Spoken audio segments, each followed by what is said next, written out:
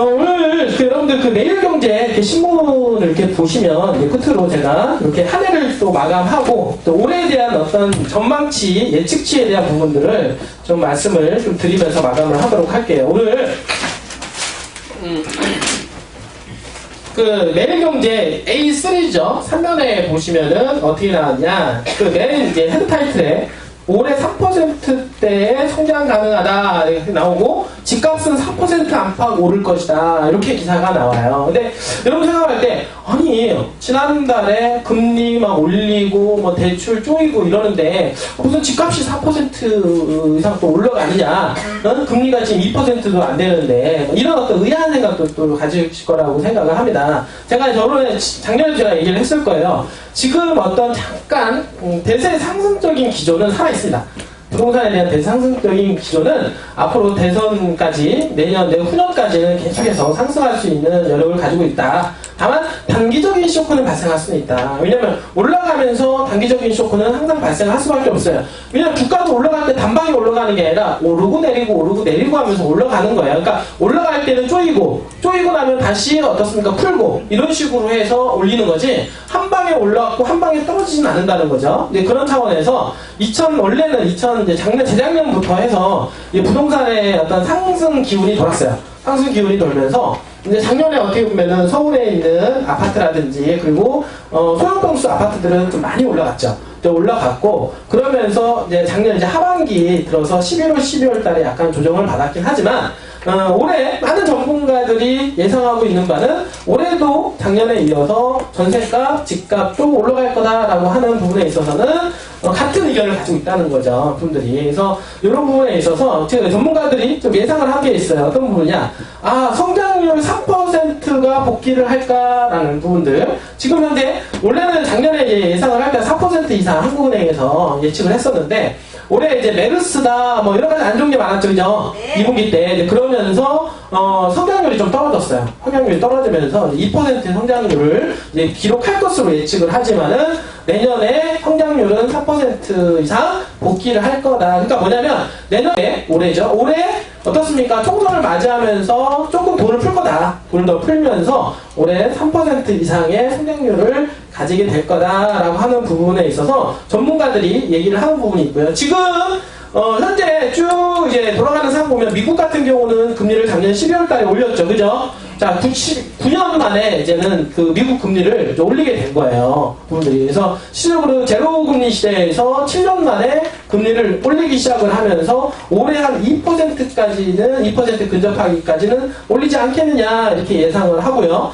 그리고 이거 갖다가 뭐라고 하냐면 미국 같은 경우는 금리를 올리고 지금 유럽 같은 경우는 돈을 풀고 있습니다. 내년 6월 달까지 드라기 총리가 돈을 풀게 돼 있어요. 부분들이. 그러다 보니까 이거 어떤 유럽과 미국이 디스매칭이죠. 이게 지금 거의 세계가 글로벌 시대이기 때문에 금리를 하나 올리면 같이 올리고 금리를 떨어뜨리면 같이 떨어져야 되는 게 맞는데 지금 이상하게 작년부터는 유럽하고 미국이 어떻습니까? 이게 두 개가 틀린다라는 거죠. 부분들이. 그래서 두 개 어떤 미국과 유럽이 어쨌든 밸런스 부분의 차이를 두고 경기를 어떤 회복 시기를 저울질하고 있다. 미국은 완전 고용 시대를 맞이하고 지금 경기가 좋아지기 때문에 금리를 계속 올리려고 하는 추세고, 그다음에 유럽 같은 경우는 아직도 정치적으로도 불안하고 지금 보면은 중동발 여러 가지 많이 문제가 있죠, 그죠? IS라든지 이런 부분들 때문에 계속 경기가 회복하는 시기가 좀 늦춰질 것 같다. 그러므로 해서 돈을 좀 더 풀어야 된다. 라고 하는 부분에 있어서는 계속 진행을 할 것으로 예상이 됩니다. 그런 어떤 중간에 중국이라는 나라가 경제성장률이 이제 6%까지 떨어졌죠. 7%에서 6%까지 떨어짐으로 해서 이제 중국 경기가 어떻게 되느냐에 대한 이 부분들도 이제 변수가 될 겁니다. 그래서 중국 경기를 살리기 위해서 돈을 풀 거냐, 금리를 낮출 거냐, 아니면 환율을 어떻게 할 거냐, 이런 부분에 의해서 중국 시장이 어떻게 되느냐에 따라서 우리나라 시장도 거기에 좀 더 동조되는 현상이 있지 않겠느냐. 그래서 미국 같은 경우는 오히려 반대로 금리를 올라가서 나쁜 게 아니라, 자, 여러분들 금리를 올려감으로 해서 나쁜 게 아니라 금리를 올린다는 것은 미국 경기가 좋아진다는 뜻이에요. 여러분들. 알겠어요? 그러니까 미국 경기가 좋아진다는 것은 어떻습니까? 소비가 늘어난다, 투자가 늘어난다, 이런 뜻입니다. 이게 점점점. 그러므로 해서 미국 경기에 의해서 우리나라도 영향을 받을 수가 있고요. 그 다음에 중국 같은 경우는 어떤 부분이냐면 지금은 어떻게 보면은 채바닥을 찍었다라고 얘기를 하죠. 심리적인 바닥을 찍었기 때문에 더 이상 바닥이 오겠냐. 이런 부분 때문에 앞으로 더 올라갈 수 있는 가능성이 더 높게 있지 않겠냐. 그래서 올 한 해는 좀 더 올라갈 수 있지 않겠냐라고 하는 부분도 있고, 다만 이제 문제가 되는 거는 이제 중동 유가죠. 이 유가가 지금 거의 지금 30달러대에 육박했는데, 그게 원래 배럴당 120달러에서 30달러까지 떨어져서 지금 많은 어떤 중동국가라든지 이런 어떤 원유 생산 국가들이 많은 어려움에 처해져 있어요. 이분들이. 그래서 어려움에 처해져 있다 보니까 우리나라에서 또는 신흥국가에서 돈을 다 빼가고 있는 중입니다. 그러므로 해서 금융시장에 어떤 쇼크가 올 수 있지 않느냐에 대한 어떤 이제 우려감이 좀 있는 거죠, 분들이. 근데 그러나 금융 어떤 이 유가도 떨어지는 게 한계가 있다는 거죠.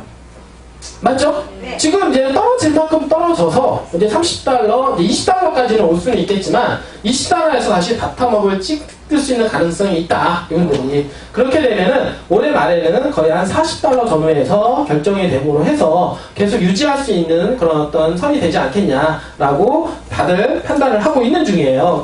그러니까 전 세계적인 국가적인 차원에서 미국 금리 인상, 그 다음에 유럽에서 돈을 풀고 중국에서는 경기 부양을 어떻게 하느냐, 그리고 그다음에 유가가 어떻게 되느냐에 따라서 우리나라 국내 경제 성장률을 예측을 할 수가 있는데, 우리나라 그런 성장률을 예측할 때 3% 정도 복귀를 하지 않느냐라는 생각을 해보고요. 그다음에 지금 이제 기준금리가 지금 우리가 한국은행에서 발표하는 한국은행에서 금융통화위원회에서 발표를 하는 금리가 현재 기준금리라고 하는데, 그 기준금리가 얼마입니까? 1.5%죠, 그죠?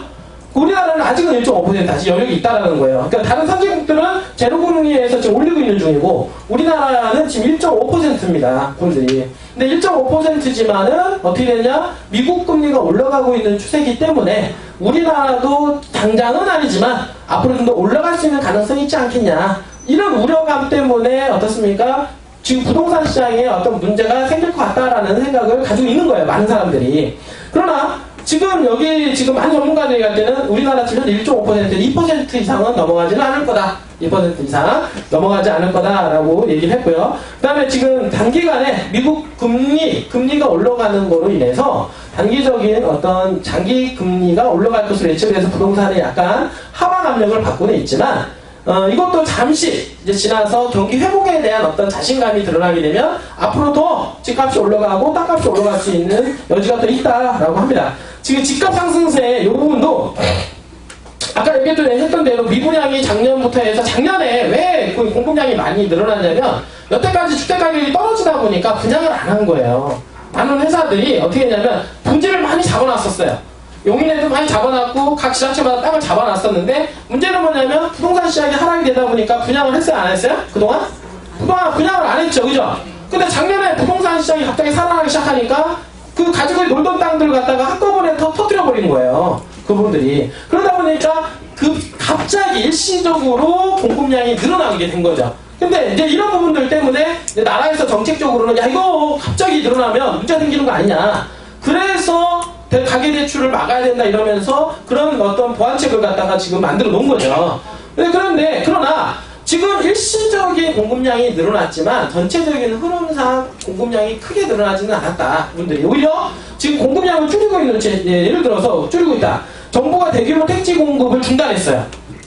정부가 예를 들어서 택지 개발을 예를 들어 신도시라든지 또는 어떤 대규모 택지 개발을 해서 주택 공급량을 늘리겠다라고 하는 것을 아예 법적으로 중단시켜버렸습니다. 분들이. 그렇기 때문에 이런 부분들이 어떤 주택 공급량에 있어서 어떤 점점 어떤 줄어들어서 어떤 계속 꾸준한 어떤 수요량이 좀 더 받쳐주기 때문에 가격이 지속적으로 어떤 상승세를 가지 않겠냐. 그러니까 일시적인 가격 하락이지만, 그리고 지금 금리를 올리거나 또는 어떻습니까? 대출 규제에 대한 부분들이 있긴 하지만, 그거는 일시적으로 사람들이 느끼기에 그렇게 느껴지지만, 요게 세월이 한 3, 4개월 정도 지나면은 그게 또 아무렇지도 않듯이 또 받아들이게 됩니다.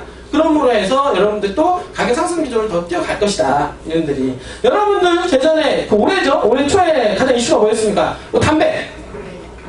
담배 가격 올렸어요, 안 올렸어요? 올랐어요. 딱 담배 가격 올리면서 어떻게 됐어요? 전자담배가 잘 팔렸어, 안 팔렸습니까? 이거 딱 하면서 전자담배가 쫙 생겼어요. 그리고 어떻습니까? 1, 2개월 동안은 담배를 안 폈어. 그래서 전자담배 핀다고 막 전자담배 샀어요. 근데 이제 3월달 되니까 다시 원상 복귀돼 버리는 거야. 그러니까 정부 입장에서는 뭐냐면 세수가 그만큼 더 거치게 된 거죠. 판매량 물량은 줄어든 게 아니라 그대로 똑같고 세수가 더 많이 고쳐지게 돼요. 이 부분들이. 응? 똑같다는 거니까 뭐든지 어떤 규제가 딱 발생을 하면 사람들이 그때 심리가 쇼크가 발생을 해요. 그러면서 그때 어떤 딱 생기면서 일시적인 쇼크가 발생하고 또 시간이 지나고 나면 언제 그러냐는 듯이 또 자연스러워집니다. 자연스러워지고 그 제도에 익숙해지고 이제 그런 기간이 한 1, 2월 달 정도 더 되고 그 다음에 꽃피는 출산월도부터는 또 다시 하락 기조했던 이 주택시장이 다시 상승 기조로 다시 띄울 거다 라고 하는 게 전문가들의 예상치고 올 한 해는 그래서 집값이 한 4% 정도까지 더 올라갈 거다 라고 하는 거죠. 그래서 많은 사람들이 일본의 전철을 밟는 게 아니냐 이러신 분들도 많은데 절대 그렇지 않아요. 우리나라하고 일본하고 시장은 좀 틀리다 이렇게 생각을 해보시면 되고 앞으로 집값 상승은 조금 더 올라갈 것으로 예상이 됩니다. 그러면 주가는 어떻게 될 거냐. 지금 주가는 올해가 조금 좀 안 좋다라고 얘기합니다. 왜냐하면 워낙 어렵잖아요. 지금 세계 경기도 불안하고 미국 금리도 올라가고 미국 금리 그 다음에 중동 유가가 하락함으로 해서 중동에서 자금 빨아들이고 미국에서 자금 빨아들임으로 해서 금융시장이 어떻습니까? 지금 어쨌든 문제가 생겼잖아요. 그렇죠? 근데 자금을 빼가니까 주식시장부터 먼저 시장이 들어온단 말이에요. 그러니까 주가가 좀 더 하락하지 않겠냐. 올해보다는 조금 더 하락하지 않겠냐라고 하는 것을 좀 예측을 해보고요. 그 다음에 취업자를 35만 명을 좀 늘려보자라고 하는 어떤 정부의 어떤 의지인데 35만 명이 늘어날까? 늘어나겠습니까? 취업자가 더 어렵다라고 봅니다. 지금 현재 어떤 고용시장으로 봐서는 며칠 전에도 여러분 보셨지만은 두산인프라코어 같은 경우는 20대에 어떻습니까? 새로 신입사원이 1년차밖에 되지 않은 신입사원을 갖다가 어떻게 했습니까? 명예퇴직. 아니 무슨 중소기업도 아니고 대기업에서 장난치는 것도 아니고 그 어렵게 들어가는 대기업에 어떻습니까? 20대 명단에 명예퇴직 명단에 올라갔다라는 것만으로도 이거 엄청난 의미를 둬야 돼요. 여러분들. 그러니까 우리나라 경기가 정말 어렵구나. 여러분들. 정말로 어렵고 그리고 또 뭐가 있냐면 20대 청년 실업난이 정말로 어렵다. 이게 지금 그거로 딱 보여주는 거예요. 여러분들이. 그러나 그게 제가 보기에는 작년에 두산인프라코어가 했지만 많은 대기업들이 고민을 하고 있는 거라고 생각합니다. 많은 기업들이. 그렇기 때문에 그러한 기조가 올해 조금 더 이어진다라고 하면 그러니까 취업자 35만 명이 아니라 오히려 더 실업률이 더 늘어나지 않을까. 좀 그렇게 또 예상을 해보고 이런 고용 상태가 좀 더 계속 불안한 게 계속 유지가 되지 않을까 이렇게 생각을 해봅니다. 그리고 이제 끝으로 이제 원화값인데 원화값이 한 지금 1100 얼마죠? 그러니까 미국이 금리가 인상이 됨으로 해서 강한 달러, 그러니까 강한 달러가 된다는 얘기는 환율이 올라간다는 뜻이죠? 여러분들이. 그래서 우리나라가 이제 환율이 조금 더 올라가서 한 1200원대에 안착을 하지 않겠냐. 그러니까 이렇게 되면 1200원대에 안착을 하게 되면 금리가 예를 들어서 환율이 올라가게 되면 우리나라 수출 기업한테는 좋은 거고 수입하는 기업한테는 안 좋은 거예요. 뭔지 알죠? 그래서 그런 어떤 좋은 점도 있고 안 좋은 점도 있지만은 1200원까지 올라갈 수 있는 가능성에 점을 치고 지금 현재 예상을 해보는 상태다. 그래서 제가 전체적으로 한번 좀 종합을 해보면 우리가 지금 부동산을 하고 재테크를 하기 때문에 이런 흐름을 좀 알고 계셔야 된다는 거예요. 첫 번째, 3%의 성장률은 기대하지만 3% 성장률은 기대하지만 기준금리 2%는 올라가지 않을 것이다. 1.5%에서 2% 내외에서 현재 움직일 거다. 그리고 집값 상승세는 조금 더 이어질 거다. 라고 하는 것은 집값뿐만 아니라 땅값도 올라갈 거다. 라고 하는 부분들이 이어지는 거고요. 그 다음에 주가 같은 경우는 좀 시원치 않을 거다. 주가 같은 경우는 대외적인 변수가 불안한 요인이 많다. 이 부분들이 볼 수 있고 그 다음에 취업자도 많이 늘어나지 않을 거고 그 다음에 원화값이 1200원까지 올라가고 수출기업한테는 좀 득이 될 거다. 이렇게 예상을 해보는 거예요. 그러니까 이 부분들을 오늘 이제 매경 논설위원회 위원들이 예측을 하는 겁니다. 예측을 해서 그러니까 이건 예측이라고 하는 것은 뭐냐면 알려진 이제 과거에서부터 알려지지 않은 현재를 통해 알 수 있는 미래를 추정하는 거잖아요. 부분들이. 그래서 이런 부분들을 추정함으로 해서 우리가 미래에다가 투자를 하는 거예요. 예를 들어서 우리가 제일 중요한 거는 미래에 어떻게 될 것이다. 미래 어떻게 될 것이다 라고 하는 것만 100% 알 수만 있다라고 하면 돈 다 볼 수가 있죠.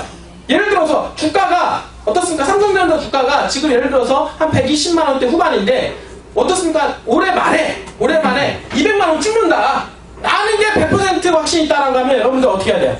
무조건 그거는 은행을 털어서라도 갖다 집어넣어야 돼요. 사실은 100%라고 하면 맞잖아요. 100%를 예측이 그게 맞다라고 하면 그런데 예측일 뿐이지 100%는 되진 않죠. 항상 그죠? 근데 그런 어떤 게 바로 리스크라는 거죠. 그런 리스크를 떠안고 우리는 살아가고 있다. 하지만 어떤 과거와 현재를 통해서 미래는 어느 정도까지는 예측은 가능합니다. 부분들이 예측을 하고 그리고 과거와 현재를 통해서 예측하는 부분들이 좀 맞을 확률도 좀 더 높다. 부분들이 그러니까 확률적으로 높은 거지 100%가 되리라는 부분은 없다. 부분들이 근데 땅도 마찬가지예요. 우리가 여러분들 이제 땅이라고 하는 것은 좀 예측성이 조금 더 쉬워요. 다른 것보다는. 왜냐하면 예를 들어서 새만금이라고 하는 게 국책사업이고 여러분들 맞잖아요. 그죠? 네. 새만금에 공항이 들어가기로 약속을 했고 항만이 넓혀지고 있습니다. 여러분들 자 어쨌든 간에 공항이 들어가고 항만이 들어가게 되면 어떻게 되냐면 배후 세력이 커지게 되는 거고 커짐으로 해서 그 지역들이 개발이 될 가능성이 지금보다는 앞으로 미래가 더 나아질 거다라고 하는 것은 충분히 예측 가능하잖아요. 그죠? 네. 그러므로 해서 주변에 있는 집가 상승이 될 거다.